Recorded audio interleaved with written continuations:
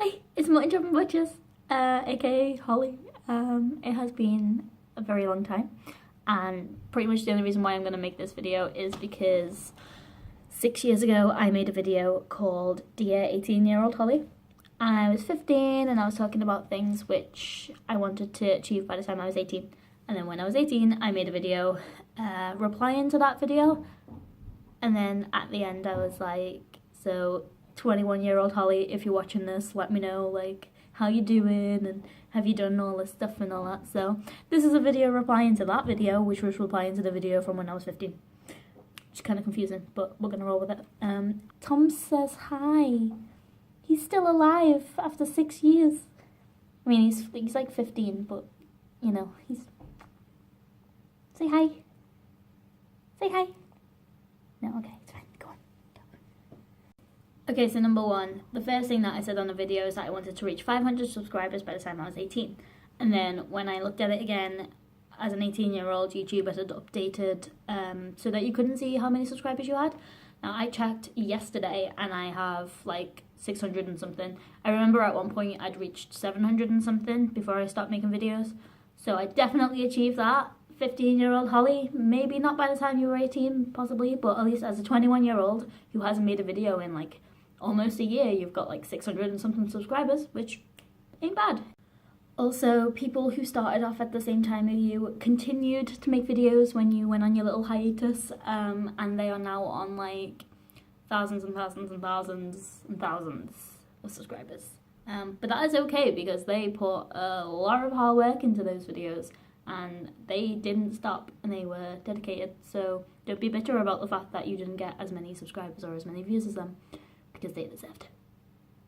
And you didn't. I mean, you deserve what you get, you know. You've got like 600 and something subscribers. That's pretty good for someone who hasn't made a video in a year. And like, you know, the guys who you started off with, you should really be like happy for them. They're doing really well. Like, they're doing tours and they're on TV and on the radio, and it's like, it's really cool. Like, and as a 21-year-old, you're sitting there supporting them because they're people who you were friends with at one point who, you know, you want to make sure that they do well, and they are, so yay to them. Like, you know, it's cool. Be supportive. God damn it. I like how some of the goals that I asked for were like, well, most of the goals were quite aesthetic based, so it's like piercings, tattoos, and hair, which is like, it's quite interesting really, because that's like none of my goals in life now were like aesthetic based, as you can tell, because hello, but yeah, so I think I definitely achieved pretty much all of what I wanted aesthetically. I dyed my hair a bunch of colours. It's currently sort of green. I mean, I am training to be a primary school teacher, so I can't be all crazy with my hair, so this is quite subtle. But my favourite hair colour, which I went, was hi Tom. When I met McBusted, I dyed my hair 5 colours, and it was like really cool. I loved it. It was great. So you've definitely achieved that. And then piercings. As I mentioned, I did get my lip pierced, but I've taken it out by now because it was making my teeth wobbly. So now I have my nose pierced, which I also said I wanted to get.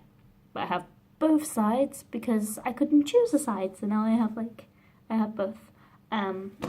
Overall I have had 1, 2, 3, 4, 5, 6, 7, 8, 9, 10 piercings. And now I'm like less metallic, but still looking cute. At the time of me being 18 making the video, I had only had 1 tattoo, and now I've got 5. So I don't quite want to look like Kat Von D anymore. Like, she's cute and all, but she is covered in tattoos, and I don't really want to do that. I also don't want to just get tattoos for the sake of being tattooed. Like, in my video as a 15-year-old, I was like, oh, I don't care what it is. Like, just cover me in tattoos. Like, no. Every single tattoo that I have has a very personal meaning, and I want to keep on doing that. I also have a 5-year rule, which must have started when I was like 16, where if I get an idea for a tattoo, then I will write it down or save a photo of like something that sort of looks like that, and then if I still want it in like 5 years time, I'll go and get it. So that's sensible, and then that way I'm not going to be completely covered in tattoos. But yeah. Okay, so to this day, you are still yet to miss a McFly concert. You have literally been to every single one since you were like 6, which is absolutely ridiculous. But yeah, still very much done it. I'm still repping the old McFly wristband from the last time you went, because they haven't toured since last September. But you went to, they did every single album over 3 days, and you went to all 3 of them because you're sad. So yeah, still smashing the McFly thing, and then not missed a Set It Off tour as well. Still going strong with Set It Off, and you have seen most of your favourite bands live by now. Went to see Paramore, Fall Out Boy, Slipknot, Panic at the Disco, like all these bands that you love and have always loved, you have been to see. Mayday Parade, the only band that still are not back together, which you are praying every single day, is My Chemical Romance, because you're still an emo. Like, I wasn't expecting to be making this video at 21 and like still relate to 15-year-old Hollie's like passions.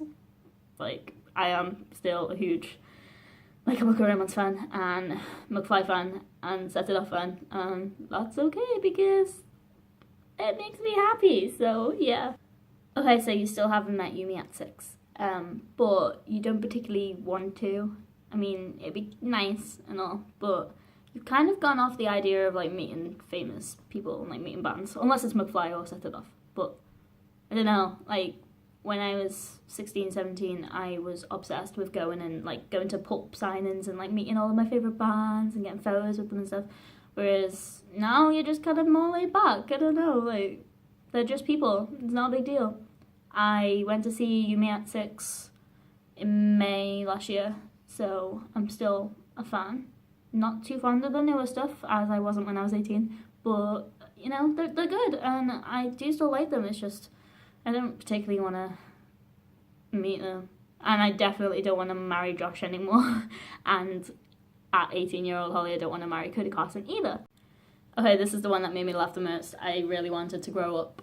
At the age of 15, I was just thinking about growing up, and at the age of 18, I was like, yeah, you're never gonna grow up, and dude, you still haven't grown up. You're ridiculous. You have Star Wars bedding at the minute. Star Wars bedding.